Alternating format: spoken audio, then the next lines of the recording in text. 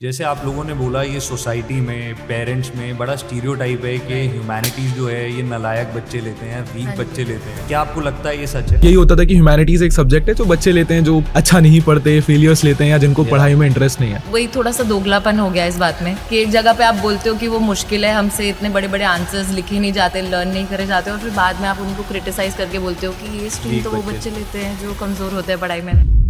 But career options क्या होते हैं ह्यूमैनिटीज के बाद? तो ह्यूमैनिटीज एक ऐसा सब्जेक्ट है जो आपको बहुत ब्रॉड करियर ऑप्शंस देता है। और क्या ये ऑप्शन एक्सप्लोर करने के बाद हम बहुत पैसे भी कमा सकते हैं? सिविल सर्विसेज में ह्यूमैनिटीज से you get an edge. Major lack schools में ही आता है सर, कि बच्चा करना भी चाहे लेकिन स्कूल देने को रेडी नहीं। क्या इसका मतलब है कि ह्यूमैनिटीज के बच्चों को रियल वर्ल्ड में एडवांटेज होता है? बिल्कुल, definitely humanities is a subject जो डिबेट्स और डिस्कशन से ही आगे बढ़ता है। मतलब आप लोग कह रहे हैं ह्यूमैनिटीज के बच्चे आर्ग्यू बहुत करते हैं, बट जैसे हमारी स्कूल की बुक्स में हिस्ट्री के सब्जेक्ट्स होते हैं, मुगल्स के बारे में पढ़ाते हैं और बहुत चीजें हैं, और आजकल सोशल मीडिया पे लोग क्वेश्चन करते हैं कि इसकी कोई जरूरत है, तो क्या आपको लगता है कि ये जरूरी है?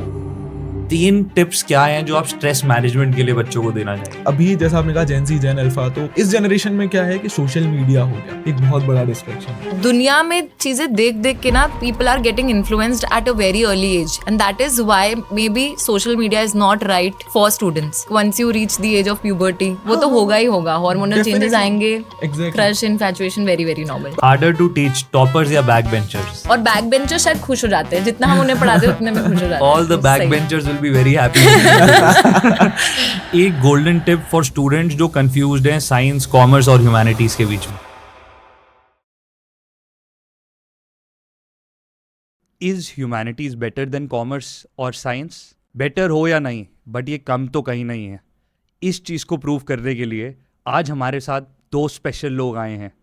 PW के ह्यूमैनिटीज़ के टीचर्स समीर सर और उज्ज्वला मैम, या फिर ज्वालामुखी मैम जैसे उन्हें बच्चे प्यार से बुलाते हैं। आज हमने डिस्कस किया कि ह्यूमैनिटीज़ के सबसे बड़े मिथ्स क्या हैं, क्यों पेरेंट्स ह्यूमैनिटीज़ को अंडर एस्टिमेट करते हैं और सोचते हैं जिसके कम नंबर आते हैं वो ही ह्यूमैनिटीज़ में जाता है, स्ट्रेस मैनेजमेंट टिप्स और कुछ फिजिक्स वाला के अंदर की बातें।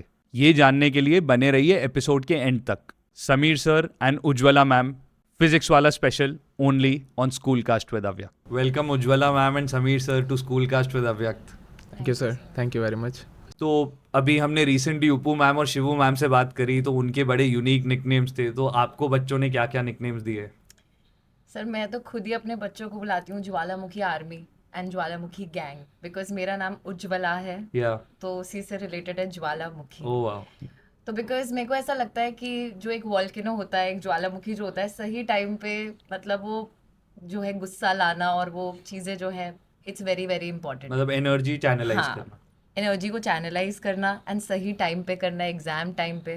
तो इसी वजह से हम ये बुलाते हैं, लाइक मैक्सिमम टाइम्स एक ज्वालामुखी जो है थोड़ा डोरमेंट रहता है और फिर एकदम से एक्टिव बनता है, तो उस तरीके से बच्चे भी होते हैं, एग्जाम टाइम पे एकदम से एक्टिव हो जाते हैं, तो इसी वजह से ज्वालामुखी आर्मी। ग्रेट, वेलकम ज्वालामुखी मैम। सर आपका? सर ऐसा तो अभी तक कोई निकनेम नहीं है जनरली, बिकॉज पॉइंट ये है कि समीर सर ही बच्चे बुलाते हैं और अभी तक निकनेम पे फोकस हुआ नहीं, बिकॉज जनरली क्लासेस के अंदर I am more content oriented और वहाँ एक सीरियस टीचर का इमेज बना हुआ है, तो उसी को कंटिन्यू करते हैं। तो बच्चों ने अभी तक ऐसा कुछ नाम नहीं दिया, बट लेट्स सी आगे। सर हम दे देते हैं हैशटैग सैम सर, आज से देखते हैं थैंक यू बच्चे सर। क्या बोलते हैं।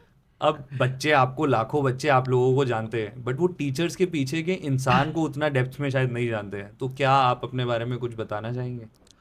सर बस इतना ही है कि ये जो पूरी जर्नी रही है टीचिंग की, बहुत प्यारी जर्नी है ये, एंड अपने आप में एक अलग एक्सपीरियंस था। शुरुआत कहीं और से हुई। I wanted to be a civil services aspirant and मैं एक सिविल सर्विसेज में जाना चाहता था, बट वो सक्सेसफुल नहीं हुआ। Then I started teaching. आप कह सकते हैं बाय रिक्वायरमेंट, नेसेसिटी या accident, but now I want to be a teacher, और ये जर्नी बहुत ही ब्यूटीफुल है और बहुत मज़ा आ रहा है इसमें। Amazing. What about you ma'am? Sir मेरा तो कभी कोई प्लान ही नहीं था कि मुझे टीचिंग करनी है, so I just completed my graduation, और मैं भी तभी से मतलब एक तरीके से इंटर्नशिप में आई थी। एक ही जगह मैंने अप्लाई करा था, मेरी वो इंटर्नशिप आ गई, मैं वहाँ चली गई। एंड पहले तो मुझे ये भी लगा था कि शायद ये लोग झूठ बोल रहे हैं कि इतना पैसा जो इन्होंने लिखा है, and they are telling me कि हम लोग इतना आपको सैलरी देंगे, तो ये शायद पूरे साल झूठ का है। तो नहीं है? Probably, I really thought. And मैं वहाँ चली गई बस एक दिन, एंड उन्होंने मेरे को बोला कि आपको कंटेंट बनाना है, so I started making content, और 1 साल तक मैं वही करती रही। And after that they told me कि अब आपको मैम हम यहाँ पे लाइव लेक्चर्स चालू कर रहे हैं, तो मैंने लाइव लेक्चर्स लेना चालू कर दिया। और उसके बाद लाइक धीरे धीरे वो करते करते चीज़, लाइक स्टार्टिंग में तो डर लगता था, कैमरा के आगे जाने में भी डर लगता था, लेकिन अभी वही बात है कि after a lot of time जब आपको बच्चों का वो प्यार मिलता है, जब बच्चे they look up to you as a person, as a mentor will guide them, as a friend, तो वो प्यार से ही मतलब मेरे को टीचिंग से प्यार हो गया, बच्चों ने मुझे प्यार दिया और मुझे टीचिंग से प्यार हो गया उस वजह से। So this has been the journey. तो स्टार्टिंग में आप लोगों का पैशन नहीं था, बट करते करते पैशन हो गया, और बिल्कुल अब सर। आप लोग ह्यूमैनिटीज़ पढ़ाते हैं। जी सर। तो ह्यूमैनिटीज़ सब्जेक्ट आपके लिए चेंज मेकर कैसे रहा? सर ह्यूमैनिटीज़ की बात की जाए तो मतलब हमेशा से वो ऐसा रहा है कि पहले जब इमेज बनी थी तो इतना अवेयरनेस नहीं था, तो यही होता था कि ह्यूमैनिटीज़ एक सब्जेक्ट है जो बच्चे लेते हैं जो अच्छा नहीं पढ़ते, फेलियर्स लेते हैं या जिनको Yeah. पढ़ाई में इंटरेस्ट नहीं है। बट जब पढ़ना शुरू किया ना सर, तो पता चला कि ह्यूमैनिटीज़ एक ऐसा सब्जेक्ट है सर जो एक परसेप्शन चेंज कर देता है हमारा। लाइक एज वी से ह्यूमैनिटीज़, ये आपको एज अ ह्यूमन बताता है कि आप क्या हो, सोसाइटी में क्या चल रहा है, चीज़ें क्या हो रही हैं, एंड एक पूरा नया नज़रिया देता है आपको। क्योंकि जनरली क्या होता है ना सर कि हम साइंस पढ़ते हैं, मैथ्स पढ़ते हैं, तो साइंस हमें बताता है कि नेचुरल फिनोमेना क्या है, वो प्रैक्टिकलिटी की बात करता है। सेम ह्यूमैनिटीज़ को आप बोल सकते हैं it's the science of society, कि सोसाइटी कैसे काम कर रही है, सोसाइटी कैसे चल रही है, जो चीज़ें हम अपने आसपास देखते हैं वो कैसे हो रही है। एंड मैंने शुरुआत की थी ह्यूमैनिटीज़ के साथ, हिस्ट्री में फिर इंटरेस्ट आना शुरू हुआ, हिस्ट्री पढ़ी मैंने ग्रेजुएशन में, मास्टर्स में, एंड उसके बाद नाउ आई बिलीव कि आफ्टर दिस 10 ईयर्स जो ह्यूमैनिटीज़ के साथ है मेरे, now I am a very different person. मेरा पर्सपेक्टिव चीज़ों को देखने का बहुत बदल चुका है अब। No, you explained it very well कि साइंस ऑफ ह्यूमैनिटी है, और इसी चीज़ को हम सबसे ज़्यादा इग्नोर कर देते हैं। Exactly sir. आपकी लाइफ कैसे चेंज करी? सर मैंने तो बहुत रिसेंटली ह्यूमैनिटीज़ को पढ़ाना चालू करा है। Okay. I have been a social science वाला teacher all my life I think, and I think कि सोशल साइंस सर ने बहुत अच्छे से बताया कैसे उसको एक्सप्लेन करा है। एंड आई फील कि सोशल साइंस एक ऐसा सब्जेक्ट है जो मैक्सिमम बच्चों को डराता है ना, क्योंकि पहले तो डराता है और फिर बाद में वो कहते हैं कि ये तो वीक बच्चे लेते हैं। मतलब आई फील कि देयर इज़ वो वही थोड़ा सा दोगलापन हो गया इस बात में कि एक जगह पे आप बोलते हो कि वो मुश्किल है, हमसे इतने बड़े बड़े आंसर्स लिखे नहीं जाते, लर्न नहीं करे जाते, और फिर बाद में आप उन्हीं को क्रिटिसाइज करके बोलते हो कि ये स्ट्रीम Weak तो वो बच्चे बच्चे लेते हैं जो कमज़ोर होते हैं पढ़ाई में। तो I don't understand like the sorry the duality of this particular thing. And उसके बाद see I have taught social studies, and उसके बाद recently I got the chance to teach political science which is my core subject. तो मैंने इसी में graduation और post graduation करा है। Okay. एंड मतलब मुझे ये चीज़ पता नहीं बोलनी चाहिए कि नहीं बोलनी चाहिए, but I am enjoying teaching political science more than I enjoy teaching social science, because probably it's new for me, and क्योंकि मैंने इतने टाइम तक वो खुद चीज़ पढ़ी थी तो इसलिए मेरे को ज़्यादा उसमें मज़ा भी आ रहा है। जैसे आप लोगों ने बोला, ये सोसाइटी में, पेरेंट्स में बड़ा स्टीरियोटाइप है कि Right. ह्यूमैनिटीज़ जो है ये नालायक बच्चे लेते हैं, वीक हाँ बच्चे जी। लेते हैं। क्या आपको लगता है ये सच है? सर अगेन आपने ये चीज़ खुद ही बोल दी कि it's a stereotype, Yeah. And stereotypes are majorly false. Yeah that's what I feel. क्योंकि अगर एक टाइम पे स्टीरियोटाइप ये भी था कि लड़कियों को घर से बाहर नहीं निकलना चाहिए, काम पे नहीं जाना चाहिए, तो it is like that only. क्या आप ये बोलते हो कि इट्स वीक? बिल्कुल। एंड मतलब जैसे स्टीरियोटाइप्स की बात करते हैं ना, तो stereotype is something which is lack of awareness, है ना, Yeah. कि Right. लोगों को पता नहीं है। तो जब तक चीज़ें लोगों को पता नहीं होता ना, को स्टीरियोटाइप ही लगता है, एंड उन चीज़ों के ऊपर वो उतना मतलब सोचते नहीं है, जानते नहीं। जैसे एक टाइम था जब हम बहुत पुराने समय में रहते थे तो नेचर हमारे लिए भगवान था, बट आज जब हम इतना विकसित हो गए हैं, नॉलेज आ गई है, तो हम समझने लग गए कि नहीं यार ये चीज़ें कैसे काम करती हैं। तो same is with humanities as well, कि अभी जो अवेयरनेस है ह्यूमैनिटीज़ को लेकर वो बहुत बहुत कम है, and because of that reason only कि हमें लगता है कि वो वही है ना, वो हुआ जो है वो बना हुआ है। नहीं, बट आपको लगता है कि लोग बोलते हैं ह्यूमैनिटीज़ ईजी है या नालायक बच्चों के लिए, क्योंकि लोग अवेयर नहीं है कि उसके करियर ऑप्शंस क्या हैं, या लोग ये अवेयर नहीं है कि उसमें पढ़ाया क्या जाता है? सर मुझे ऐसा लगता है कि मेजरली इस चीज़ के पीछे स्कूल्स का हाथ है, क्योंकि स्कूल में क्या होता है, एक परसेंटेज सेट कर दी है कि 90% से ऊपर आएंगे तो आपको साइंस मिलेगी, उसके बाद अगर 70-80% वाला बच्चा कॉमर्स लेगा, और अगर जिस बच्चे का कुछ नहीं है उसका ह्यूमैनिटीज़ है, तो दैट इज़ द रीज़न कि पेरेंट्स ऑल्सो कंसिडर कि इस स्ट्रीम में कोई ऑप्शंस ही नहीं है। It is because of the schooling system I feel, और ये स्टीरियोटाइप नहीं है, ये उन्होंने बनाया है स्टीरियोटाइप। तो अगर हम इस चीज़ को, इस क्राइटेरिया को थोड़ा सा चेंज करें, इसको बदलें, तो आई थिंक पेरेंट्स की सोच भी उस चीज़ को लेकर चेंज होगी। क्योंकि मुझे भी बचपन में यही बोला जाता था कि जब मैंने ह्यूमैनिटीज़ ली कि यार तुम्हारे नंबर कम आए थे क्या कि तुमने इसलिए ह्यूमैनिटीज़ ली है, बट ऐसा कुछ भी नहीं था, मेरे ना तो नंबर कम थे, मैंने अपनी चॉइस से ली थी। तो वही there is a difference by choice and by chance. तो and that is the thing to consider कि this is majorly because of our schooling system. I think sir भी अग्री करेंगे इस हाँ बात पे। बिल्कुल, मतलब ये चीज़ मैम ने बहुत सही बोली कि वो एक परसेप्शन बना दिया गया हाँ। है कि 60% आया तो ह्यूमैनिटीज़, 90% तो ही मैथ्स। तो बच्चों को लगता है 60% नहीं, वो तो मतलब नीचे वाला बच्चा है, वो ह्यूमैनिटीज़ लेगा तो वो नीचे ही रहेगा। एंड दूसरी चीज़ जो आपने कही कि लैक ऑफ अवेयरनेस, अगेन उसी पे आएंगे हम कि करियर अपॉर्चुनिटीज़ क्या है, ह्यूमैनिटीज़ कौन लेता है, क्या करोगे ये सब पढ़ के, इससे मैथ साइंस ले लोगे तो कम से कम कुछ तो मिल जाएगा। करेक्ट। मतलब सेम मेरे साथ भी यही था कि यार चलो कल को कोई नौकरी नहीं मिली तो मैथ साइंस लेने से कुछ तो 20-25 हज़ार का नौकरी मिलेगा, बट ह्यूमैनिटीज़ दे कंसिडर कुछ भी नहीं मिलेगा। सो वो एक परसेप्शन है जो बना हुआ है, but now I truly believe कि ऐसा कुछ भी नहीं है, बिकॉज हम तो खुद ही उस चीज़ को पढ़ा Right. रहे हैं। इनफैक्ट मेरे बहुत सारे फ्रेंड्स हैं जो ह्यूमैनिटीज़ लेकर इंटरनेशनल लेवल पे ऑर्गेनाइजेशंस के साथ वो काम कर रहे हैं, and they are making a lot, trust me. Amazing. But career options क्या होते हैं ह्यूमैनिटीज़ के बाद? सर करियर ऑप्शंस की बात की जाए ना तो ह्यूमैनिटीज़ एक ऐसा सब्जेक्ट है जो आपको बहुत ब्रॉड करियर ऑप्शंस देता है, मतलब आपको वो लिमिट नहीं करता है। बात की जाए अगर कुछ गिने चुने तो सबसे पहले तो ह्यूमैनिटीज़ ऐसा होता है कि गवर्नमेंट जॉब्स के लिए आप जा सकते हैं, उसमें बहुत हेल्प होती है। बट उसके अलावा आप निकलें तो फैशन डिज़ाइनिंग हो गया, वहाँ पर आप जा सकते हैं। क्लैट हो गया, आप लॉ में जा सकते हैं, जुडिशरी में जा सकते हैं। इसी के साथ साथ आप देखेंगे तो इंटीरियर डिज़ाइनिंग वगैरह हो गया, उसमें हो गया। डिज़ाइनिंग के अंदर ही इतने सारे, मास कम्युनिकेशन हो गया सर, जो न्यूज़ रिपोर्टर्स हैं, जर्नलिस्ट हैं, उसमें हो गया। देन उसके बाद आप ये लॉ मेकिंग जो होता है, फर्म्स में आप जा सकते हैं, लॉ मेकिंग में आप जा सकते हैं।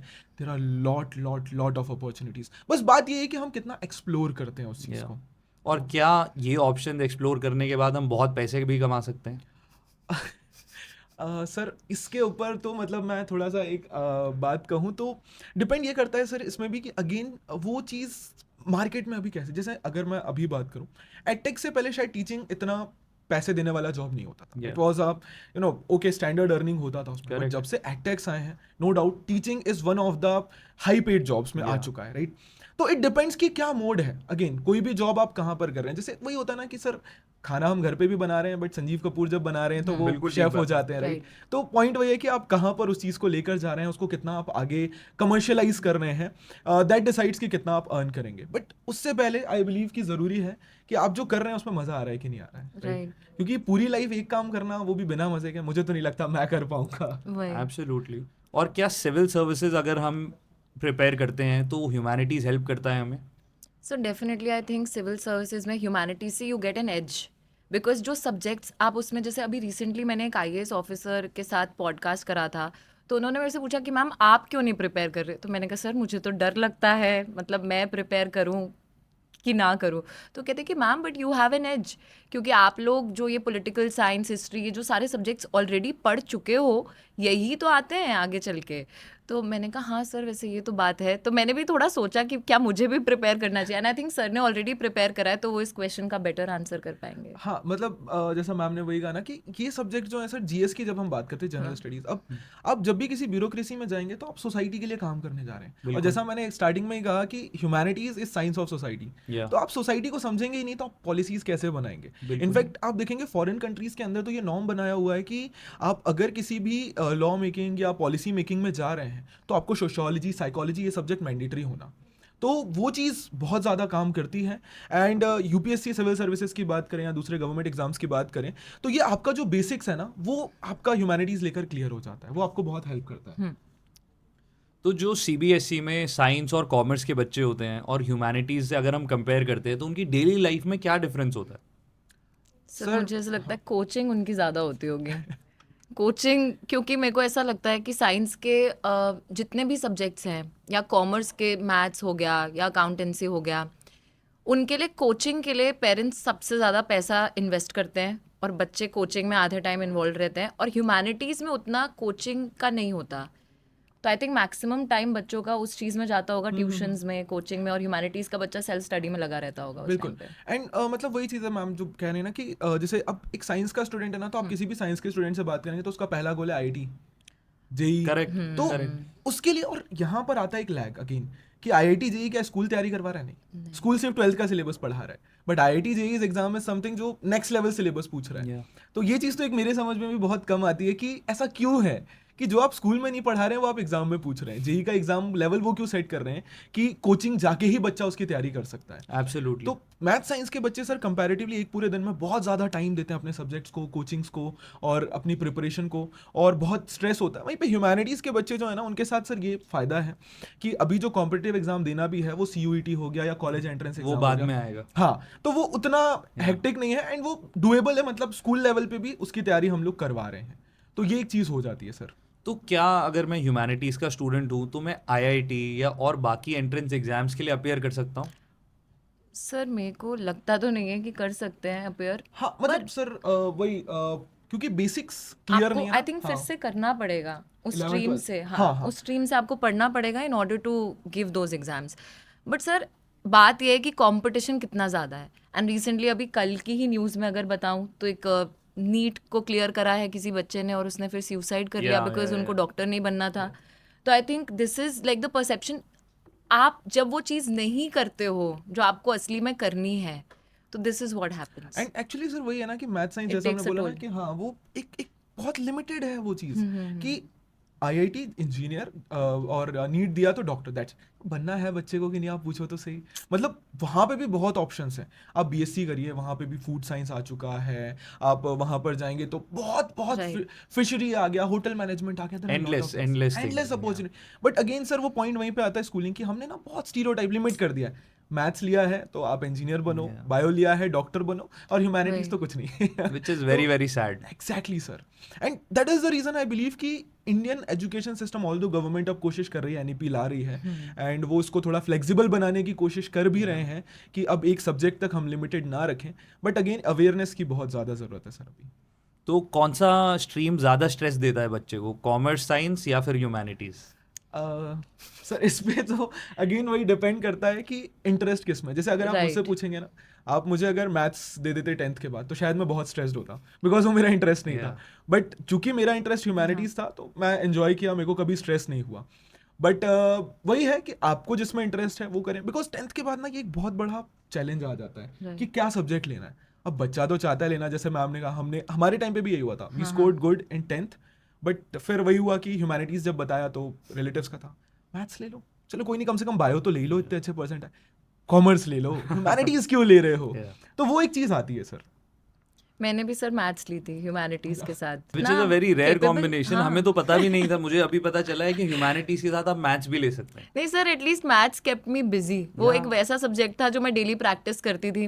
बाकी थ्योरी का क्या होता है कि आप थ्योरी पढ़ते हो एंड उसके नोट्स बनाते हो, तो it does not take that much time I feel, क्योंकि हम लोग कहीं ना कहीं थ्योरी को ना उस सेंस में निग्लेक्ट करते हैं। ऑल्दो उसको भी डेली पढ़ना बहुत ज़्यादा ज़रूरी है, बट मैथ्स एक ऐसा सब्जेक्ट मेरे लिए रहा था जो मैं डेली प्रैक्टिस करती रहती थी, तो उस चीज़ में अच्छा था। नहीं, जब हम इंटरनेशनल स्कूल्स की बात करते हैं तो वहाँ पर आपके पास स्ट्रीम का लिमिट नहीं होता है। Exactly. आप कोई भी सब्जेक्ट किसी भी स्ट्रीम से वही। पिक करके आप साइकोलॉजी के साथ बायो Right. और फिजिक्स भी पढ़ सकते हैं।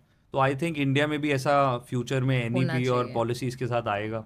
हाँ कोशिश कर रहे हैं सर, बट वही अगेन अवेयरनेस की बच्चे कितना इसको करने के लिए रेडी हैं, Parents Schools- कितना ready हाँ, हैं। और स्कूल्स क्या वो इंफ्रास्ट्रक्चर दे रहे हैं, बिकॉज मेजर लैक स्कूल्स में ही आता है सर कि Absolutely. बच्चा करना भी चाहे लेकिन स्कूल देने को रेडी नहीं है। जैसे कई सारे बच्चे हमें मिलते हैं कि सर हमें इस सब्जेक्ट में इंटरेस्ट है बट स्कूल दे नहीं रहा है हमें, वो रेडी नहीं है प्रोवाइड करने के लिए। तो इंफ्रास्ट्रक्चर का लैक तो सर बहुत ज़्यादा है अभी इंडिया के अंदर, एजुकेशन की बात की जाए तो।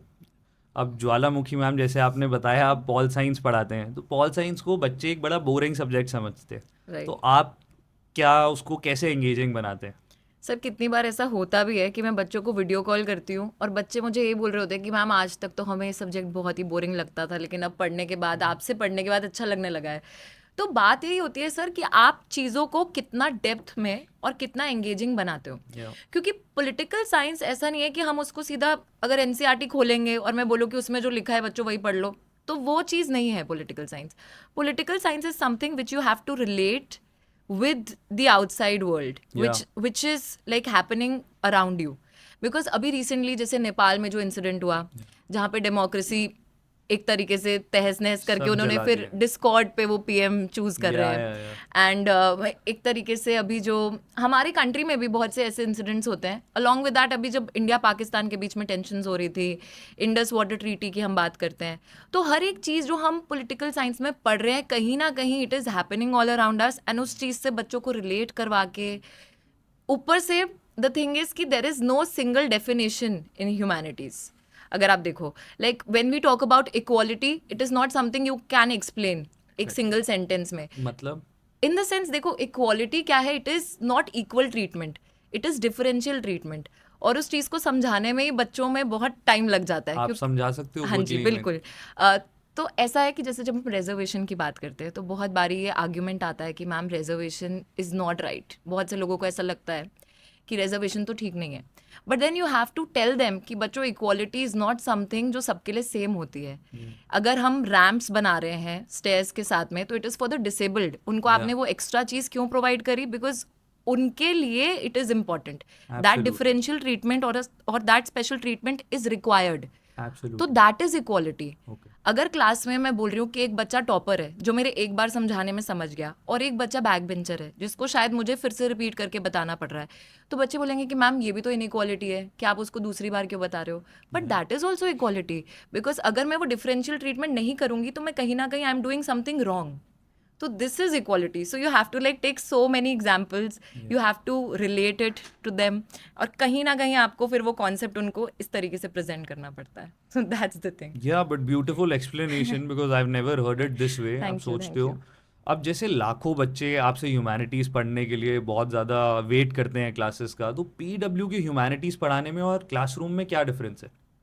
सर जैसा मैम ने अभी बताया ना कि पहली चीज़ तो हम ह्यूमैनिटीज़ को अगेन उस तरीके से ट्रीट नहीं कर रहे हैं कि it's the subject of failure या ये बैक बेंचर सब्जेक्ट ले रहे हैं। We are treating it equal to science and commerce, and that's the very good thing कि ये इनिशिएटिव पीडब्ल्यू ने लिया है। Equality. इक्वालिटी अगेन कि यहाँ पर इवन जैसे ये बहुत जेन्युइन चीज़ है कि even with in the company कभी ऐसा हमें देखने को नहीं मिला कि यार मैथ साइंस ज़्यादा इंपॉर्टेंट है, ह्यूमैनिटीज़ नहीं है। हर चीज़ को उतना ही ध्यान दिया जा रहा है, उतना ही उस पर फोकस किया जा रहा है। एंड सेकेंड चीज़ जो रही कि हम लोग कैसे डिफरेंट कर रहे हैं, तो जैसा मैम ने कहा ना कि ह्यूमैनिटीज़ सर किताबों के अंदर नहीं है, वो बाहर दुनिया में है। अब आप उसको कैसे रिलेट करते हैं, कैसे समझते हैं, वो इंपॉर्टेंट है कि आप कोई भी कॉन्सेप्ट जब समझ रहे हैं तो वो बाहर की दुनिया में कैसे रिलेटेड है, आप उसको कैसे उनसे रिलेट करवा रहे हैं, कैसे। जैसे बच्चों को वही चीज़ है ना, साइंस इतना रिलेटिव क्यों लगता है? क्योंकि उन्होंने बताया कि एप्पल गिर रहा है, ग्रेविटी उनको दिख रहा है। तो जैसा मैम ने बताया कि अभी हमें एग्जांपल्स देने पड़ते हैं कि यार इक्वालिटी की बात की तो इक्वालिटी कहाँ पर आप देख सकते हो, रोजमर्रा की जिंदगी में हम हर रोज देखते हैं। बिल्कुल। बट जब बच्चों को हम वो दिखाते हैं और समझाते हैं ना, और वो अपने आसपास उन चीज़ों को देखना शुरू करते हैं ना, तो फिर उनको मजा आने लगता है। So rather than treating it as a subject only, हम इसको एक परसेप्शन की तरह लेकर चल रहे हैं, एक नॉलेज सिस्टम की तरह लेकर चल रहे हैं, और एक फिलोसफिकल सिस्टम की तरह भी मैं बोलूँगा कि बच्चों के अंदर ना वो एक फिलोसफी डेवलप होती है चीज़ों को समझने की। तो it's helping a lot.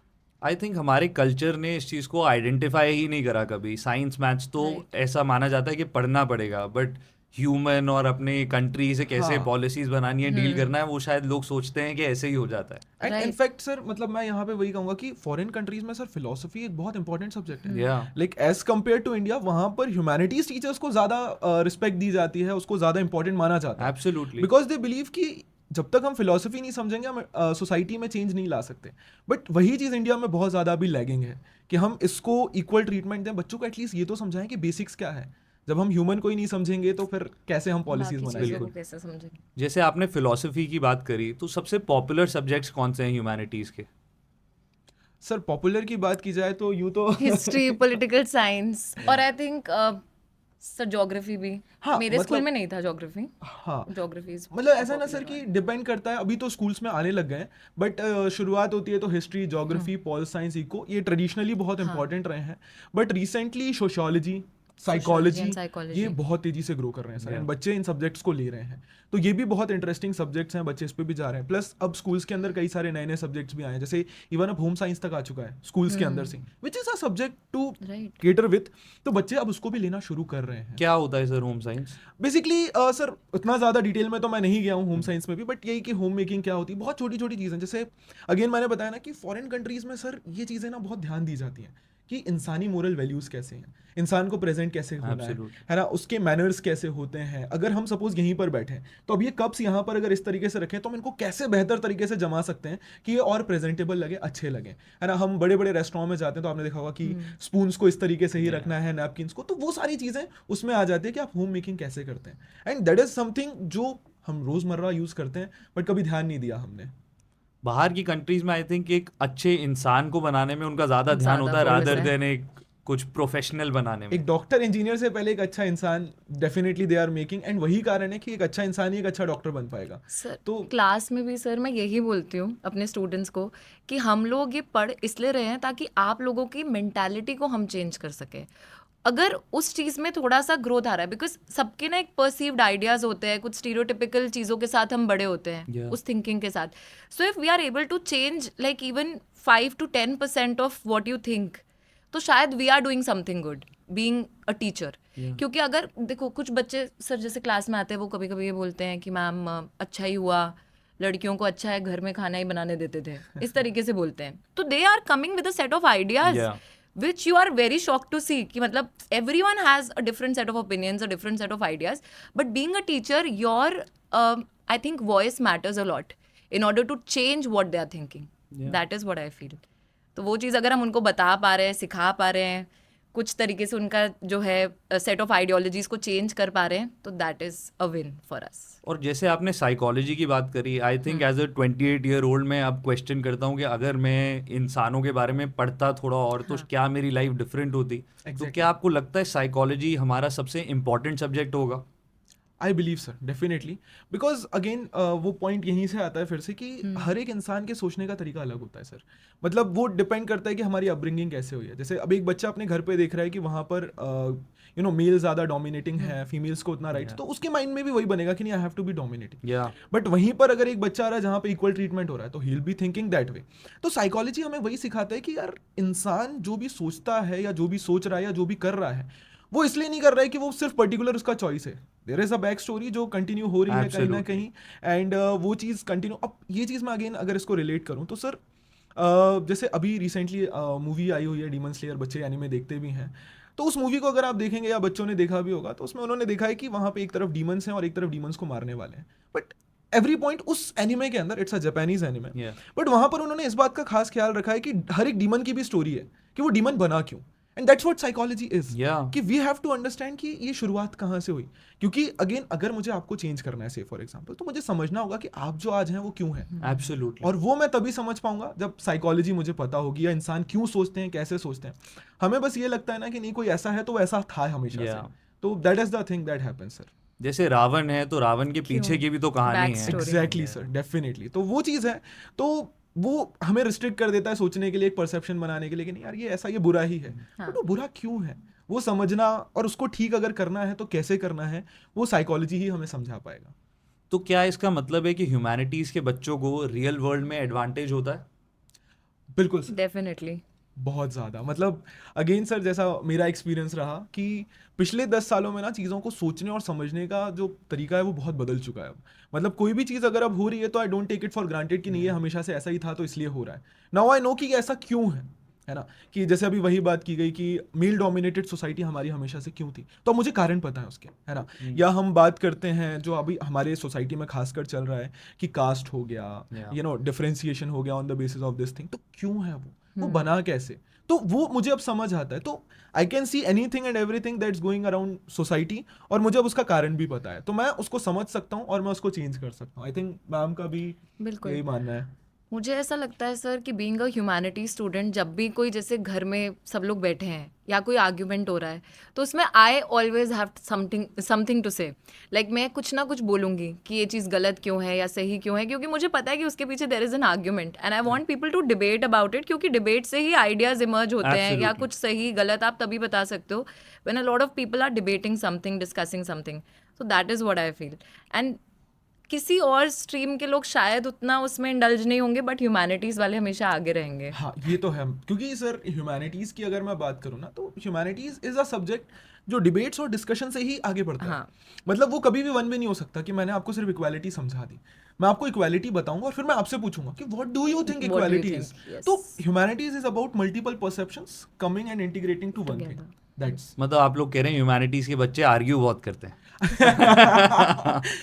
Sir but अच्छी चीज है, मतलब they are trying to find out कि Yeah. अगेन क्या पॉइंट्स हैं, क्या चीज हैं, they debate, they discuss. Yes. And ये नो डाउट किसी और सब्जेक्ट में बहुत ज्यादा मिसिंग होता है, बिकॉज आपको पता है ग्रेविटी है तो वो है, अब उस पे उसकी क्या ही debate डेफिनेशन करें. लर्न कर लेते हैं हाँ. लोग. यहाँ पर हम ढूंढते हैं हाँ, कि कुछ क्या भी है डिफाइंड meaning. नहीं है यहाँ पर, Yes. And we try to make it कि कैसा चल रहा है और क्या हो सकता है. एंड ह्यूमैनिटी सर चेंज होता रहता है, आपके लिए वो कुछ और होगा, मेरे लिए कुछ और होगा, तो इट्स ऑलवेज डिफरेंट. या पर जैसे हम हमारी बुक्स में, स्कूल की बुक्स में हिस्ट्री के सब्जेक्ट्स होते हैं, मुगल्स के बारे में पढ़ाते हैं और बहुत चीज़ें हैं, और आजकल सोशल मीडिया पे लोग क्वेश्चन करते हैं कि इसकी कोई ज़रूरत है. तो क्या आपको लगता है कि ये ज़रूरी है? सर मुझे लगता है कि वही बात है जो अभी सर थोड़ी देर पहले बोल रहे थे कि रावण बुरा है तो क्यों है, या तो उसके लिए उसकी बैक स्टोरी जाननी पड़ेगी. तो हम आज ऐसे हैं तो क्यों हैं, तो इसके लिए हमारा जो इतिहास है उसको जानना पड़ेगा. तो I think history is very important because our past is what makes us. So इसलिए उसको पढ़ना बहुत ज़्यादा ज़रूरी है. अगर हम हिस्ट्री नहीं पढ़ेंगे, हिस्ट्री को इग्नोर करेंगे, तो दैट मीन्स हम अपना एक हिस्सा इग्नोर कर रहे हैं. एंड इसलिए उसको वही है जानना कि बहुत मतलब ज़्यादा किसी ज़रूरी देश के विकास के लिए ना सर बहुत जरूरी है. मतलब ये हाँ. मैंने सुना था कि there was one US president, मैं नाम भूल रहा हूँ, बट वो ये बोलते हैं कि जिस देश के लोगों का उनका इतिहास नहीं पता है वो देश कभी भी विकसित नहीं हो सकता है. रीजन बीइंग कि उनको अपना पास्ट पता ही नहीं है. और यही कारण है कि जब हमें हमारा हिस्ट्री नहीं पता है ना सर, तो हमें कोई भी आके मिसलीड कर सकता है, राइट. जैसे अभी रिसेंटली मैं देख रहा था सोशल मीडिया पे चीज़ें बहुत ट्रेंड कर रही थी रिगार्डिंग कि औरंगजेब को लेकर बातें बहुत ज़्यादा चल रही थी. नाउ मेरा पॉइंट ये है कि सर अभी औरंगजेब एग्जिस्ट नहीं करता है, तो उस पर Correct. लड़ने से कोई मतलब है क्या हमें? नहीं, there is no point of. अभी जो एग्जिस्ट कर रहा है उस पर बात करते हैं ना अपन कि यार भुखमरी है, बीमारियां हैं, अनएम्प्लॉयमेंट है, और जो भी करंट सिचुएशंस हैं हम उस पर बात. But then again people because they don't know about history, उनको अपने पास्ट के बारे में नहीं पता, तो they are ready to argue about Aurangzeb for 30 minutes instead of talking about something that is more constructive for them. तो सर एक देश का इतिहास एक देश के लोगों, not only as a subject, but I believe ये हर एक व्यक्ति को पता होना चाहिए कि उसके देश का इतिहास क्या है. हम जिस देश में रह रहे हैं अगर उसको ही नहीं जानेंगे सर, तो फिर कैसे हम अपने आप को रिप्रेजेंट करेंगे बट बाहर जाकर? ऑल्सो सर इसमें एक और चीज़ है कि we have to learn from our past mistakes. Exactly. इसलिए इट इज़ इम्पॉर्टेंट कि जो ये भी एक गलती point है. पहले हो गई वो अब नहीं होनी चाहिए. तो अगर हमें पहले पता रहेगा कि अगर ये एक लीडर था और उसने ये गलती करी है, एंड अगर हम फिर से वैसा ही कोई लीडर लेकर आ रहे हैं, तो हमें पता है कि वो वही गलती करेगा, तो हम लेके ही क्यों आ रहे हैं इन द फर्स्ट प्लेस.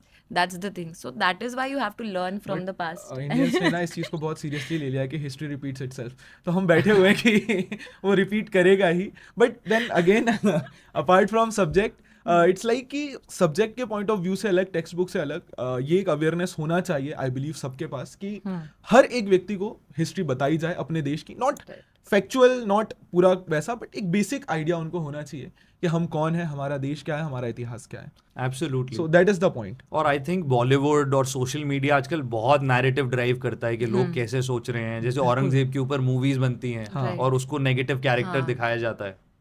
बिल्कुल सर. एंड पॉइंट ये है कि अगेन सबके अपने पॉजिटिव और नेगेटिव्स हैं, बट बस बात इतनी सी है कि हम एक इमेज बनाकर ना चलें. हर एक सिक्के के दो पहलू हैं, तो दोनों को देखें, बस मेरा ये कहना है. और एज अ ह्यूमैनिटी स्टूडेंट हमें यही बताया गया है कि भाई दोनों पहलू को देखो, हर एक चीज़ को समझो. अगर आप किसी पे सवाल उठा रहे हो तो गलत नहीं है सवाल उठाना, ठीक है. आप सवाल उठाओ, आप उसके बारे में सोचो. मैं ये नहीं कहता हूँ कि आप एकदम से उसको नकार दो या मना कर दो, बट आप सवाल उठाओ. अब जनरली जैसे घर के अंदर ही होता है कि बहुत सी चीज़ें हैं जो चलती हैं. मैं मेरी ही बात करूँ अगर, तो जैसा मैं आपने बताया कि घर में कई बार कुछ चीज़ें होती हैं जिनको लेकर थोड़ा कहा सुनी हो जाती है मम्स के साथ कि ये क्यों है वो. अब जैसे पूजा पाठ करने को ही लेकर हो गया, तो माई मम्स इज़ क्वाइट स्पिरिचुअल, तो शी इज़ लाइक रोज़ उठो, भगवान के सामने सर झुकाओ, अगरबत्ती लगाओ, है ना, घंटी बजाओ. लाइक अगर भगवान है तो वो क्यों चाहेंगे कि कोई आके रोज उनके सामने अगरबत्ती लगाए? कभी तो अगरबत्ती होती भी नहीं थी, तो कहता भगवान खुश नहीं थे. तो अगर मैं दिल से सच्चा हूँ, मैं दिल से अच्छा हूँ, मैं सबका अच्छा सोचता हूँ, भला सोचता हूँ, तो क्या मेरा भगवान उससे खुश नहीं होगा? और अगर मैं रोज बुरा काम करूँ और सिर्फ अगरबत्ती लगा दूं तो क्या भगवान? अब ये सोचने का तरीका है, अनदर पर्सपेक्टिव. पर्सपेक्टिव. तो that's what I am talking about कि वो परसेप्शन मेरे अंदर आ गया है कि अब मैं हर चीज पे ना सवाल उठाता हूँ. क्वेश्चन. हाँ, तो ये चीज है. क्वेश्चन आप किस इंटेंट से पूछ रहे हो, ये बहुत इंपॉर्टेंट है सर. अब जैसे आप लोगों ने बताया कि यूपीएससी में ह्यूमैनिटी स्टूडेंट को बहुत एडवांटेज होता है, तो क्या बाकी कम्पिटिटिव एग्जाम्स जैसे क्लैट है, सीयूईटी है और भी होते हैं, इसमें भी एडवांटेज होता है? Sir I think advantage her exam में है, बिकॉज ये सारी की सारी चीज़ें ह्यूमैनिटीज़ के स्ट्रीम से ही रिलेटेड हैं. तो अगर कोई बच्चा लाइक ऑब्वियसली अगर लॉ भी आगे चल के कर रहा है तो उसको यही सब चीज़ें पढ़नी है, उसको इसी पे ही अपना आर्ग्यूमेंट जो है आगे चल के करना है। या फिर अगर वो कल को साइकोलॉजी पढ़ रहा है, अगर उसे आगे चल के एक तरीके से हम बोल सकते हैं कि साइकोलॉजिस्ट बनना है, और आजकल के टाइम पे mental health is a very big issue. तो जितना ज़्यादा आप ह्यूमन ब्रेन को समझोगे, जितना ज़्यादा उसके बारे में आप पढ़ोगे, तो you will be a good psychologist also. And I feel कि it gives an edge over all the other streams जो कि आप आगे चल के चूज करने वाले हो। Humanities obviously gives an edge over that. And definitely जैसा कि मल्टीपल एग्जाम्स कैटर करने के बाद भी, तो ये अगेन सर वही है ना कि आपने एग्जाम्स में ही बता दिया कि कितने ऑप्शंस हैं हमारे पास, कि अगर इतने एग्जाम्स हैं तो इतने ऑप्शंस भी हैं कि CUET है, क्लैट है, साइकोलॉजी है, सोशियोलॉजी है, देयर आर लॉट ऑफ वो क्या कह सकते हैं स्ट्रीम्स हैं हमारे पास, जॉब अपॉर्चुनिटीज़ हैं हमारे पास, करियर अपॉर्चुनिटीज़ हैं। बट वही है कि हम एक्सप्लोर कितना करना चाहते हैं, अवेयरनेस कितनी है, उस चीज़ पर डिपेंड करता है। बाकी रही बात कि ह्यूमैनिटी स्टूडेंट को कितना हेल्प मिलेगा, तो अगेन सर बिकॉज ये रिलेटेड ही हैं आपस में, ये एक इंटरडिसिप्लिनरी सब्जेक्ट है। बिकॉज जैसे मैम अगर पॉलिटी बता रही हैं तो वो हिस्ट्री से भी जुड़ा हुआ है। 1947 से पहले वही 47 के बाद 47 पॉलिटी। के बाद politics। अब मैं हिस्ट्री बोलूंगा तो हिस्ट्री में तो सब आ गया, अब वो पॉलिटिकल एस्पेक्ट है, अब हिस्ट्री के भी एस्पेक्ट्स हैं। Right। मतलब सर इसका मतलब कि 1947 से पहले हिस्ट्री और फिर पॉलिटिकल मतलब सर इन द सेंस कि 1947 से अगर हम पहले की बात करते हैं तो वो हिस्ट्री में आ जाती है, जितनी Okay। पॉलिटिक्स उस टाइम की रही है तो वो हिस्ट्री में इंक्लूड हो जाती है। और 47 के बाद, आज़ादी के बाद वाली जितनी चीज़ें हैं वो फिर पॉलिटिकल साइंस में आ जाती ओके हैं। ओके सो 47 के बाद भी तो हम पढ़ते हैं, वो एक तरीके से हिस्ट्री भी तो है, बस एब्सोल्युटली। लेकिन वो पॉलिटिक्स में है। तो it's like it's very inter related. पहले वो SST में ही तो आता है, फिर उसके बाद वही बढ़ जाता है, वही चीज़ है। तो वही चीज़ है कि इवन जैसे हिस्ट्री के ही पॉइंट हो हाँ। गए, तो अब हिस्ट्री में भी क्या है, अलग अलग एस्पेक्ट्स हैं, economic aspect, social Right। Aspect, फिर ये पॉलिटिकल एस्पेक्ट, फिर एडमिनिस्ट्रेटिव एस्पेक्ट। तो पॉलिटी वाला पॉलिटिकल हाँ। एस्पेक्ट उठाएंगे, इकोनॉमी वाले इकोनॉमिक्स वाला ले जाएंगे, एडमिनिस्ट्रेटिव वाले एडमिनिस्ट्रेशन में ले जाएंगे। तो इवन जैसे हम ग्रेजुएशन में भी ये सब्जेक्ट्स पढ़ते हैं ना, तो अब जैसे एडमिनिस्ट्रेशन होता है, BA ऑनर्स एडमिनिस्ट्रेशन पे जब हम जाते हैं तो वो भी आपको पढ़ाएंगे यही कि पहले क्या एडमिनिस्ट्रेशन था, इस टाइम पे क्या था, इस टाइम हाँ। Everything is inter related. That is the point. But अगर मैं 11th-12th में ह्यूमैनिटी स्टूडेंट हूँ और 12th के बाद मेरा मन करता है कि मैं कोई और स्ट्रीम लूँ, तो क्या वो चेंज करना बहुत मुश्किल होता है? सर बहुत मुश्किल तो नहीं, मतलब मैं ऐसा बोलूँगा कि मुश्किल एज इन कि अब वही है कि 11th-12th में जो बेसिक्स है वो हमने नहीं किए हैं, तो दिक्कत तो आएगी थोड़ी सी। वो तो सर ऑब्वियसली अगर कोई साइंस का भी इंसान कुछ और करने की कोशिश करेगा तो उसको भी फ्रॉम स्क्रैच पढ़ना पड़ेगा। तो ह्यूमैनिटीज़ के साथ भी वही सीन है कि अगर आप ह्यूमैनिटीज से रिलेटेड सब्जेक्ट्स नहीं लोगे अपने ग्रेजुएशन में, if you will take something else, if you will go for something else, तो you will have to start from scratch. But ये नहीं है कि आप नहीं कर सकते, आप कर सकते हो। कई सारे हमारे टीचर्स भी थे, इनफैक्ट कई सारे स्टूडेंट्स भी हैं जिन्होंने सडनली स्ट्रीम चेंज किया है। इवन वो ग्रेजुएशन के बाद चेंज कर लेते हैं कि ग्रेजुएशन उन्होंने साइंस स्ट्रीम से किया, देन मास्टर्स में दे आर टेकिंग हिस्ट्री और pol science because suddenly they started developing interest. But हाँ, ये चीज़ है कि अगेन वो बेसिक्स जो हैं वो आपको थोड़ा एक्स्ट्रा एफर्ट करना पड़ेगा, तो मुश्किल यहाँ पे आता है बस। आजकल गूगल ट्रेंड्स पर स्पेसिमेन पेपर बहुत ट्रेंड कर रहा है, तो वो बच्चे इफेक्टिवली कैसे यूज़ कर सकते हैं? सर स्पेसिमेन पेपर्स की बात की जाए ना, तो जैसे सैम्पल क्वेश्चन पेपर्स हो गए, तो ये बच्चों को ना एक आइडिया दे देते हैं कि एग्जाम में कैसे पेपर आने वाला है। बिकॉज होता क्या है ना सर कि हम किताब पढ़ते जा रहे हैं, थ्योरी पढ़ते जा रहे हैं, बट पेपर में क्या आने वाला है उसको लिखना है कैसे, वो भी तो पता होना चाहिए ना। सवाल कैसा पूछा जाएगा, कि मैंने आपको एक कहानी सुना दी और आपको ये नहीं पता कि इस कहानी में से कैसा सवाल पूछा जाएगा। और चूंकि अभी क्या हो रहा है ना कि sir instead of rote learning they want to understand कि आपने कॉन्सेप्ट से क्या सीखा, तो they will go for values and वो सारे। तो बच्चों को ना वो पॉइंट ऑफ व्यू मिल जाता है कि उन्हें किस परसेप्शन से उस चीज़ को पढ़ना है, अपने करिकुलम को कैसे तैयार करना है। और जब वो एग्जाम देने बैठे तो ऐसा ना हो कि उनके लिए सडनली कुछ नया आ गया, they are not ready for it. तो ये स्पेसिमेन पेपर ना उनको बहुत एक डायरेक्शन देते हैं कि पढ़ना कैसे है, वो चीज़ है। जैसे आप लोगों ने बताया कि ह्यूमैनिटीज़ मतलब साइंस ऑफ ह्यूमैनिटी, और जो हम अपने आसपास देखते हैं, पॉलिसीज़ में देखते हैं, तो क्या अगर मैं ह्यूमैनिटी स्टूडेंट हूँ और मैं अपने देश में आसपास चीज़ें देख रहा हूँ, तो मेरे लिए फॉरेन यूनिवर्सिटी या बाहर जाने का स्कोप नहीं है? बिल्कुल है सर, स्कोप बहुत ज़्यादा है। और पॉइंट ये है ना कि जब एज अ साइकोलॉजी की ही बात की जाए तो कहीं पे भी अगर लोग होंगे सर, सोचने का तरीका मोर और लेस सेम ही होगा। एक इंसान जिस हद तक सोच पाएगा वो हम देखते हैं। प्लस सोशल वेलफेयर की जब हम बात करते हैं, सोशोलॉजी की बात करते हैं, तो वहाँ पर भी चीज़ें ऐसी होती हैं कि भाई वेलफेयर की जब बात आएगी तो बेसिक नेसेसिटीज सबकी सिमिलर ही हैं। अब इसमें भी ऐसा होता है ना कि जब हम फॉरेन कंट्रीज़ में जाना चाहते हैं या वहाँ पर हम पॉलिसी मेकिंग में घुसना चाहते हैं तो उसके भी कोर्सेज हैं सर। तो आप वहाँ पर जाकर डिप्लोमा कर सकते हैं, उन कोर्सेज़ को ले परस्यू कर सकते हैं। तो उन कोर्सेज़ के बारे में आपको मतलब वहाँ की कंट्रीज़ के बारे में आपको बताया जाएगा, उनके रूल्स के बारे में बताया जाएगा। प्लस इसके अलावा लैंग्वेज की बात की जाए तो आइल्स हो गया, टॉफल हो गया, ये एग्जाम्स होते हैं। तो आप इनको क्वालिफाई करते हैं तो आपका जो लैंग्वेज वाला इशू है वो भी एक सॉर्ट हो जाता है। तो इट्स लाइक ऐसा नहीं है कि ह्यूमैनिटीज सिर्फ यहीं पे लिमिटेड है। वो ह्यूमैनिटीज मतलब एज अ ह्यूमन तो वो कहीं पे भी इंसान जहां पर है ह्यूमैनिटीज वहां पे अप्लाई होगा, उसका देश से कोई रिस्ट्रिक्शन नहीं है। बस वहां पे सर ये हो जाएगा कि बस रूल्स थोड़े से चेंज हो जाएंगे दूसरे देशों में और एडमिनिस्ट्रेशन चेंज हो जाएगा, but at the end of the day है तो हम इंसान ही तो वो सिमिलर ही रहेगा। अब जैसे पीडब्ल्यू के हमने विक्ट्री बैच के बारे में बहुत सुना है, तो क्या ह्यूमैनिटीज के बैचेस अलग होते हैं, अलग नाम से होते हैं? हाँ जी सर। तो सर हमारे 11th का बैच है उदय ह्यूमैनिटीज़ और 12th का बैच है परिश्रम ह्यूमैनिटीज़, और दोनों के नाम भी अलग हैं। और ऐसे ही हम लाइक बहुत सारे बैचेस ओवर द ईयर लाते रहते हैं, लाइक 2.0, रीलोडेड, ये सारे बैचेस। तो बहुत सारे बैचेस चल रहे हैं इस टाइम पे, एंड आई थिंक कि बहुत बच्चे भी हमसे इस साल जुड़े हैं इन बैचेस में, और सारे बच्चे क्लास में बहुत अच्छे से पढ़ाई कर रहे हैं, हिस्ट्री भी, पॉलिटिकल साइंस भी, बाकी सारे सब्जेक्ट्स भी। बहुत अच्छा क्राउड है। बहुत In fact, अच्छा crowd है। इस साल हमने जो देखा है ना कि लास्ट ईयर के कंपैरिजन में इस ईयर जो हम चेंज देख रहे हैं it had been very drastic. मतलब Right. बहुत अच्छा क्राउड अब हमारे पास है एंड वी कैन सी कि नहीं अब चेंज आ रहा है, कोशिश हम लोग कर रहे हैं। और जो बैचेस में हमने बताया कि 11th के लिए उदय बैच है, तो जनरली व्हाट वी डू ना हम नेमिंग कर देते हैं बैचेस की, तो वो एक फिर बैच बन जाता है, वो एक ब्रांड बन जाता है कि नहीं यार उदय मतलब क्लास 11th ये। और उसके आगे फिर हम जैसे ह्यूमैनिटीज हो गया, तो ऐसे ही हमारे मैथ्स और साइंस के भी Science के बैचेस भी। हैं, कॉमर्स के भी हैं, नेम सेम है उदय, बट वहाँ पे हम कैटेगरी ऐड कर Category देते हैं change हो जाती कि है। ये ह्यूमैनिटीज का है, ये मैथ साइंस का है, ये कॉमर्स का Okay. है, but Uday means class 11th। तो बच्चों को एक आइडिया लग हाँ। जाता है। ओके, एंड 12th का बैच परिश्रम। परिश्रम। जी। Okay, great. अब जैसे लाखों बच्चे आपसे पढ़ना चाहते हैं, पढ़ते भी हैं, तो ये सारे बच्चे जेन जी और जेन अल्फा के हैं जो भी 11th-12th में अभी हैं, तो सबसे बड़ा क्वेश्चन आजकल जो राइज होता है वो है स्ट्रेस। तो 3 टिप्स क्या हैं जो आप स्ट्रेस मैनेजमेंट के लिए बच्चों को देना चाहेंगे? सर मुझे ऐसा लगता है जैसे अभी सर ने सैम्पल पेपर्स की बात करी, तो एक तो बहुत ही अच्छा तरीका है कि आप लोग कहीं से जितने सैम्पल पेपर मिलते हैं उतने ले लो एंड उनको सॉल्व करना चालू करो विद अ टाइम लिमिट।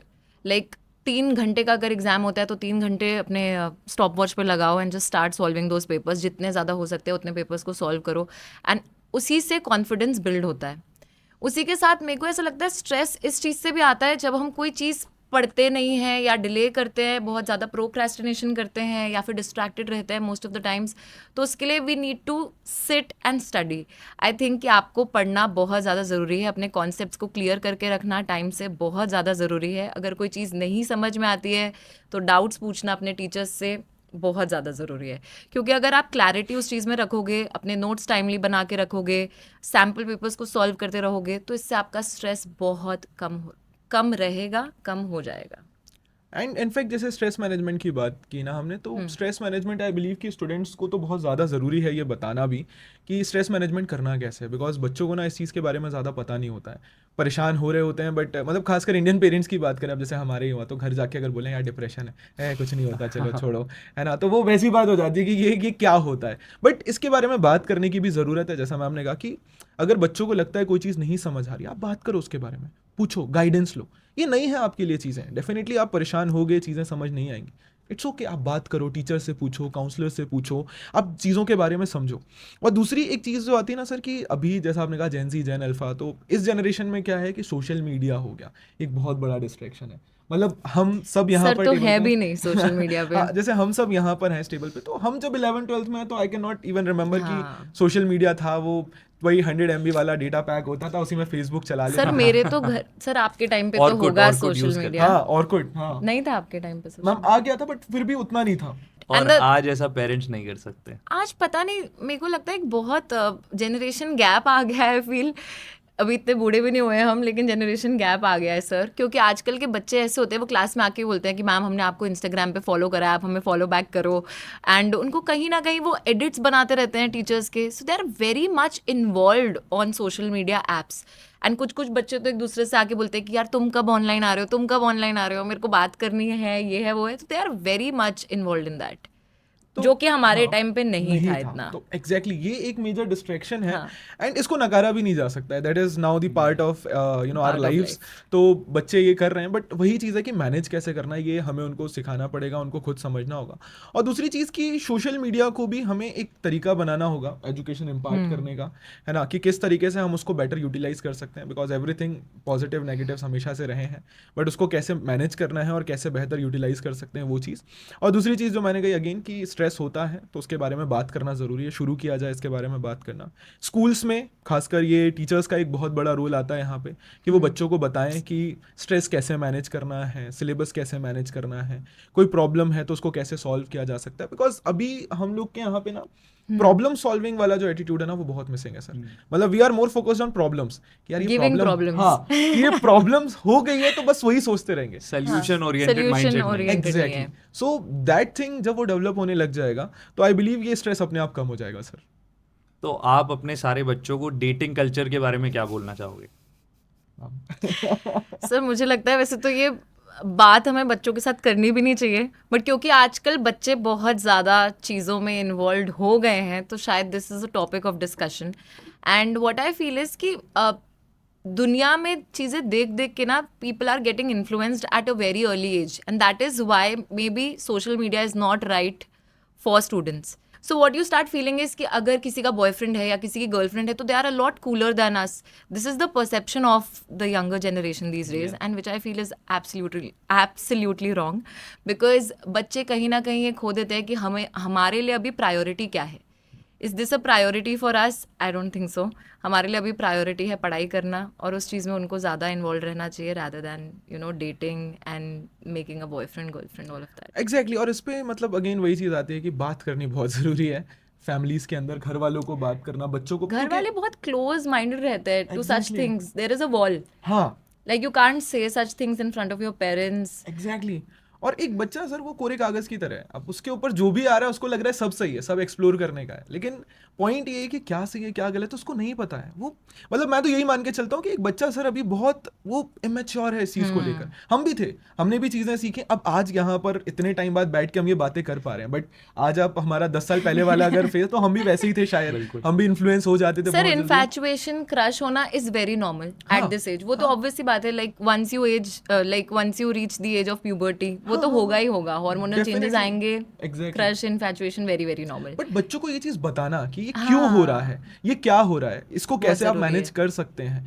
ये आई बिलीव हमारे एजुकेशन सिस्टम के अंदर बहुत बहुत बहुत ज़्यादा ज़रूरी है करंट टाइम्स में। मिसिंग है। और आई थिंक हमारी सोसाइटी, आप लोग जैसे ह्यूमैनिटीज़ पढ़ाते हैं और ह्यूमैनिटीज़ के स्टूडेंट हैं, तो हमारी सोसाइटी जनरेशन्स और सेंचुरीज से डिस्कशन और स्टोरी टेलिंग पर ही आगे बढ़ी है, हाँ। और अब वही कम हो गया है क्योंकि सोशल मीडिया आ गया है। एग्जैक्टली तो वही चीज़ है कि अगेन उस चीज़ को वापस से हम थोड़ा फोकस करें, बात हो, पेरेंट्स गाइड करें बच्चों को, हर एक चीज़ के बारे में ओपनली बताएं कि यार ये एज है, यहाँ पर ये चेंजेस होंगे बॉडी के अंदर, you have to be ready for that, ये कुछ गलत नहीं है, मतलब ये बहुत नेचुरल है, इट्स नेचुरल, बट आप उसको कैसे कंट्रोल करेंगे, आप उसको कैसे चैनलाइज करेंगे, वो सिखाना बहुत ज़्यादा ज़रूरी है बच्चों को। तो वही चीज़ है कि ये सब मिलकर ही स्ट्रेस बनाती है बच्चों के मन में, हम जितना ज़्यादा इनको रेगुलेट करेंगे उनका स्ट्रेस आई बिलीव कम होता जाएगा। Absolutely. Now we have a very special rapid fire round में सवाल पूछूंगा, आप लोगों को जल्दी से आंसर करना है। One word for humanities kids. दिल तू जान तू। Yes. And I believe change makers, okay. Because they are the one जो स्टीरियोटाइप्स को ब्रेक कर रहे हैं, उनके अंदर जो करेज है, मुझे नहीं लगता कि अपने मतलब वन वर्ड से ज़्यादा हो रहा है, but I will take a moment to कि उसमें उन्होंने बहुत इंपॉर्टेंट रोल प्ले किया है कि घर में, सोसाइटी में उनको हर रोज सुनने को मिलता है यार तो ह्यूमैनिटीज़ क्यों ले रहा है, but still they are taking it up, वो आगे बढ़ रहे हैं, उन्होंने लिया है, so it's truly commendable for them. One CBSE subject you secretly wish you could teach. Psychology. I mean मतलब मेरे को बहुत अच्छा लगेगा if I could probably know like how people are, to see how their brains function, जो कि मुझे शायद नहीं पता है इतना, क्योंकि मैंने साइकोलॉजी नहीं पढ़ी है। बचपन में सर मैं ये करती भी थी, मैं लिटरली, क्योंकि मेरे स्कूल में साइकोलॉजी नहीं था तो मैं गूगल पे सर्च करती थी कि व्हाट्स द सिलेबस, बुक्स का पीडीएफ खोज लूँ कहीं से, कुछ मिल जाए मुझे, and I could read about it, I was very much interested. काफ़ी फैसिनेटिंग भी लगता है। मेरी बात करें तो I would go with science. मतलब मेरा जो सेकंड मोस्ट प्रेफर्ड सब्जेक्ट था वो साइंस था, बिकॉज अगेन काफ़ी प्रैक्टिकलिटी है, काफ़ी चीज़ें हैं उसमें, तो साइंस एक ऐसा सब्जेक्ट है। साइंस में भी I would rather say physics मुझे इंटरेस्टिंग लगता था, तो I would go with that. Harder to teach, toppers या back benchers? Toppers. I think this is like the other way around, but I feel toppers are harder to teach because उनके doubts बहुत interesting भी होते हैं but वो खत्म भी नहीं होते हैं। तो मैं क्लास में अगर डाउट्स खोलती हूँ, एक मेरी क्लास में एक लड़की आती है एंड मैं नाम नहीं लूंगी ऐसे स्पेसिफिकली, बट सर वो ना like she will not ask something which is from the particular topic, but वो कुछ ऐसे से अतरंगी से डाउट्स लेकर आती है जिसका आंसर खोजने में मुझे भी टाइम लग जाता है कि ये पूछ क्या रही है, मतलब ये कहाँ से डाउट लेकर आई। तो probably it takes more time to teach a topper, और बैक बेंचर शायद खुश हो जाते हैं, जितना हम उन्हें पढ़ाते हैं उतने में खुश हो जाते हैं। All the तो सही है। backbenchers will be very happy. Sir back benchers की बात की जाए ना तो उन लोगों के साथ ये है ना कि उनको वही, जैसा हमने कहा, जितना पढ़ा दिया they are happy about it, but वही है कि उनके अंदर वो इंटरेस्ट डेवलप करना वो बहुत हाँ। ज़रूरी है। Because trust me, back bencher सबसे ज़्यादा क्रिएटिव होते हैं, they are more creative, Yeah. But studies के बाहर आप उनसे क्रिएटिविटी ढूंढेंगे ना तो बहुत कुछ मिलेगा, बट पढ़ाई के अलावा वो हाँ। सब में क्रिएटिव है। तो उनको पढ़ाई में लेकर आना, उनको ये बताना कि क्यों ज़रूरी है, एंड उनको हमें ये समझाना पड़ता है कि क्यों ये पढ़ना ज़रूरी है, क्यों हम ये पढ़ रहे हैं। दे आर एवरीवेयर अराउंड कि क्यों हम ऐसा करें, तो वहाँ पर थोड़ा सा चैलेंज आता है, no doubt. Best excuse your students give for not doing homework? आजकल तो सर भूल बच्चे गए। मेरे को तो this is like the most common कि हाँ। मैम भूल गए, याद नहीं रहा। बट सर ऑनलाइन में इतने एक्सक्यूजेस बच्चे नहीं देते हैं क्योंकि हम उन्हें इतना होमवर्क ही नहीं देते हैं।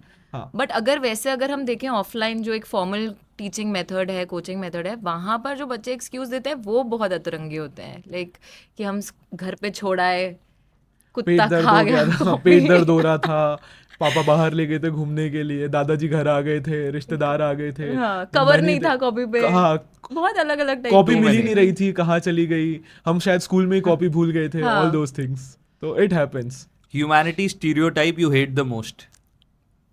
that it's a weak stream, like in the sense कि जो लोग क्लास के बैक बेंचर्स होते हैं या जिनकी परसेंटेज कम होती है वो लोग ह्यूमैनिटीज लेते हैं। This is like the biggest misconception, I don't believe in it.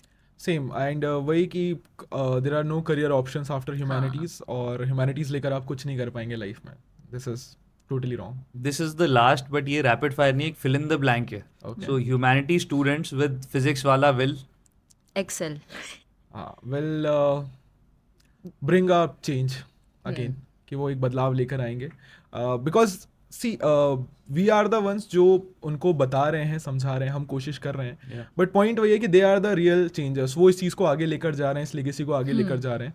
So they are the ones definitely who are gonna break this stereotype, और वो इस चेंज को लेकर आएंगे और सोसाइटी में इस चीज़ को बताएंगे लोगों को कि नहीं यार, ह्यूमैनिटीज़ भी एक सब्जेक्ट है which is equally important as math, science and commerce. अब हमारा एक और स्पेशल राउंड है। ये राउंड है एजुकेशन के सुपरस्टार के बारे में, जो है हमारे अलग सर। अलग सर की जहाँ देखो गूगल से लेकर इंस्टाग्राम से लेकर हर जगह बात होती है। तो अलग सर को सारे बच्चे लेजेंड बोलते हैं। आपको क्या लगता है कि वो क्यों है एक लेजेंड? सर आई थिंक क्योंकि उन्होंने एक बहुत ही हम्बल बैकग्राउंड से अपनी शुरुआत करी थी और काफ़ी सारे बच्चों को उन्होंने फ्री एजुकेशन दिया उस समय पे।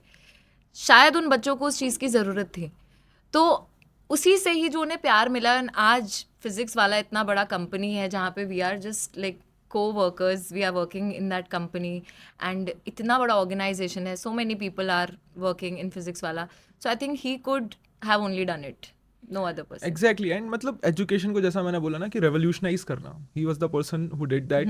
एजुकेशन को वो आइडेंटिटी दिलाना, बिकॉज एजुकेशन सेक्टर हमेशा से सर कोई टीचर नहीं बनना चाहता था, Yeah. But now if you ask sir, there are thousands of people around who want to work with PW, who want to become a teacher, and just because of PW sir, कि अब लोग teacher भी बनना चाहते हैं। They believe कि teacher बनना भी एक बढ़िया जॉब है, एंड वो जो रिकॉग्निशन उन्होंने टीचर्स को दिया है, दिलाया है by himself working so hard, I believe कोई और नहीं कर सकता था। जैसे हम हर जगह अलग सर की वीडियोस देखते हैं, क्लिप्स देखते हैं, वो बड़े हम्बल हैं, तो क्या रियल लाइफ में भी वो उतने ही हम्बल हैं? बिल्कुल सर, मतलब ऐसा होता ना कि जनरली आप ऑफिस के अंदर ही मैं बात करूं, जब मेरी ज्वाइनिंग हुई थी तो बिकॉज मैंने तो उनको हमेशा से देखा था शॉर्ट्स के अंदर, एंड ही वाज लाइक एकदम वो पर्सनालिटी एंड एक स्टार Yeah. की तरह।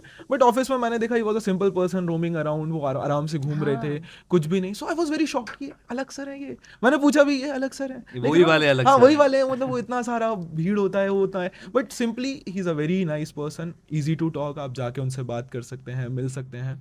नो डाउट अभी चूंकि इतना ज़्यादा कुछ है, he is busy, but still वो टाइम निकालते हैं, बात करते हैं, हर एक चीज़ में पर्सनली इन्वॉल्व होते हैं, and he keep looking on it. तो मेरा तो फर्स्ट डे था, मैं आई थी फॉर अ लॉन्च एंड वहाँ पे ऑफिस में सर भी थे। तो हमारा जब लॉन्च इवेंट खत्म हुआ तो सर वो still in the office, he was actually waiting for us to meet him.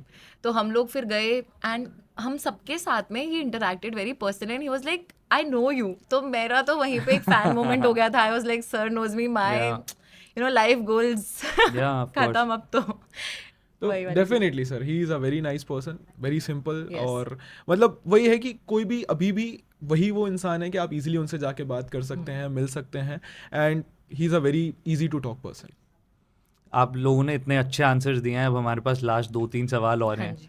3 tips for humanity students before exams. Sir tip तो यही है कि आपको जितना ज़्यादा अच्छे से आप आंसर्स को लिखने की प्रैक्टिस कर सकते हो, that is like the most important thing.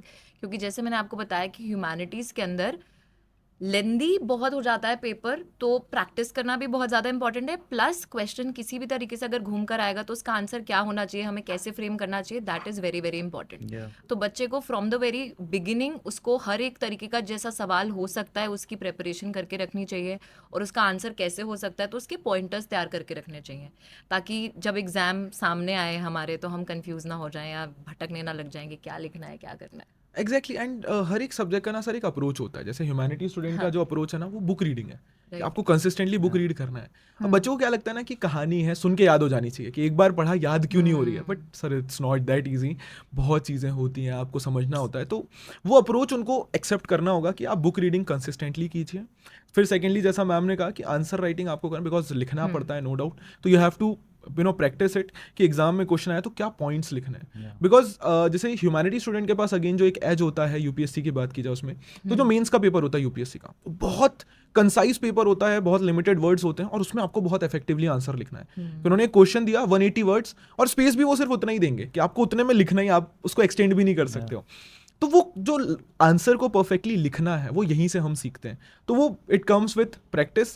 And lastly again वही चीज़ है कि यार परेशान होने की ज़रूरत नहीं है, मार्क्स हैं, पहला या आखिरी एग्ज़ाम नहीं है, ये अभी एग्ज़ाम दिया है, आगे भी देना है, तो मार्क्स का स्ट्रेस लेके ना पढ़ें, एग्ज़ाम देने जाएं, अपने नॉलेज को वहाँ पर जाकर प्रेजेंट करें, एंड इट्स ओके, जितना भी आया दैट इज़ कम्प्लीटली फाइन। एक गोल्डन टिप फॉर स्टूडेंट्स जो कंफ्यूज्ड हैं साइंस, कॉमर्स और ह्यूमैनिटीज़ के बीच में। सर मुझे ऐसा लगता है कि हमेशा जो चीज़ आपका दिल बोलता है ना कि करनी Exactly. चाहिए, वही करना चाहिए, दिल की बात सुननी चाहिए। क्योंकि मैं जब क्लास 10th में थी, मुझसे साइंस नहीं होता था। लाइक मुझे पता था कि अगर मैं ये चीज़ कल को पिक करती हूँ, if I take science stream, तो would I be able to do it for the rest of my life, would I be able to study it, would I be able to make a career out of it? The answer was no. तो मुझे पता था कि मुझे सिर्फ SST में interest है, इसके साथ मैं ह्यूमैनिटी स्ट्रीम में लूँगी, वही मैं पढ़ सकती हूँ, उसी में मैं कुछ कर सकती हूँ। तो ये चीज़ अगर बच्चों के अंदर क्लियर रहेगी, तभी वो एक तरीके से लाइफ में स्ट्रीम अपनी जो है पिक कर पाएंगे। क्योंकि स्ट्रेस कम होगा, और स्ट्रेस कम स्ट्रेस कम होगा होगा। तो। यस।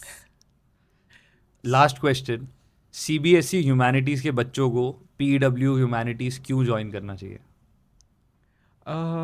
सर यहाँ पे तो I might sound like a sales person, but rather than going into it, मतलब ये तो हम बस ये बोलेंगे कि बच्चों को एटलीस्ट पता होना चाहिए कि हम ह्यूमैनिटीज़ की तैयारी करवा रहे हैं, फर्स्ट थिंग। बिकॉज कई सारे बच्चे हैं, मतलब जब हम मिलते हैं देखते हैं तो बच्चों को अभी तक पता भी नहीं है कि तैयारी हम करवा रहे हैं, और वो एक बड़ा लैग है। तो एटलीस्ट एक बार उनको ये अवेयरनेस आए कि हम तैयारी करवा रहे हैं पीडब्ल्यू ह्यूमैनिटीज़ की।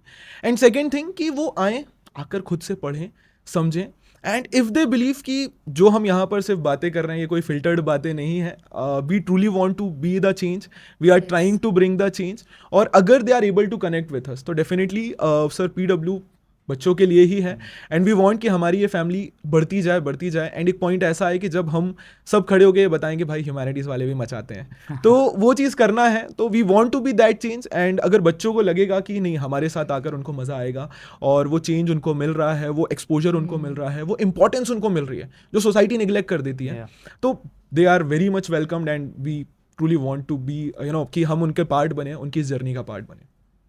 On that note, Jwalamukhi ma'am and Sameer sir, thank you so much. बहुत अच्छा लगा ह्यूमैनिटीज़ के बारे में इतना कुछ जान के। Thank you very much Thank sir, you. बहुत मज़ा आया, थैंक यू।